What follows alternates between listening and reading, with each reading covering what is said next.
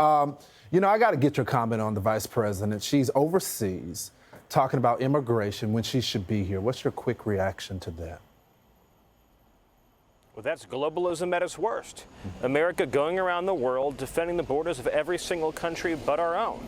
And that's a big part of the reason that Donald Trump was elected, is that we want to press our government to secure our border here in the United States. This administration hasn't just failed to secure the border, they've purposefully, maliciously opened that border in order to facilitate illegal entry into our country in record-smashing numbers. You know, Stephen, I've heard it time and time again, my sources tell me this, that you briefed the administration that if they continue with the actions that they talked about on the campaign trail, that it was going to be severe consequences for America, that people are just going to be flooding through. Did they take heed to any of those warnings when you guys were doing the transition?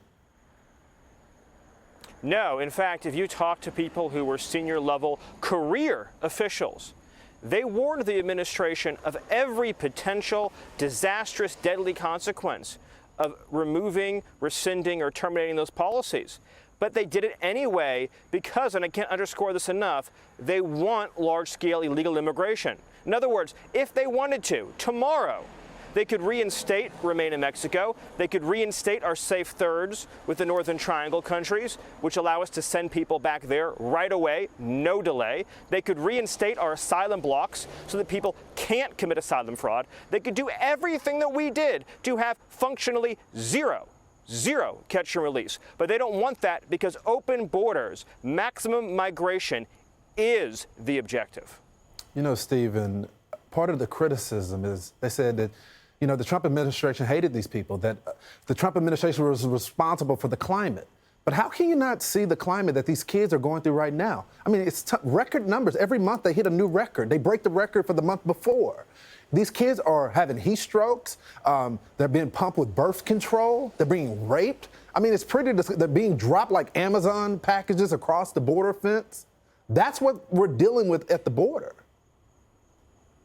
This administration is engaged in criminal conduct. You heard Bill. Who's running these illegal cross-border entries? Cartels, soulless cartels, who rape, who murder, who maim, who abuse, who beat.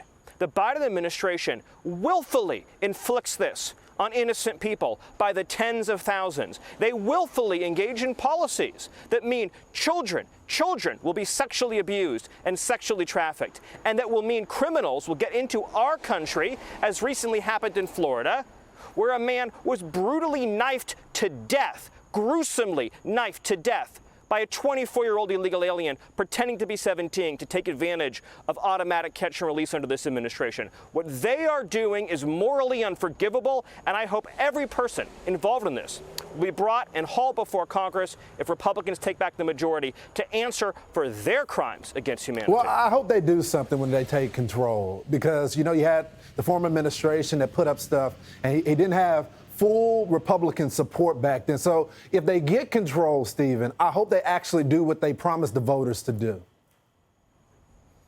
Amen. Life hangs in the balance. These cartels are the most ruthless organizations in the world, and it's killing our people with drugs and crime and gangs. It's got to stop.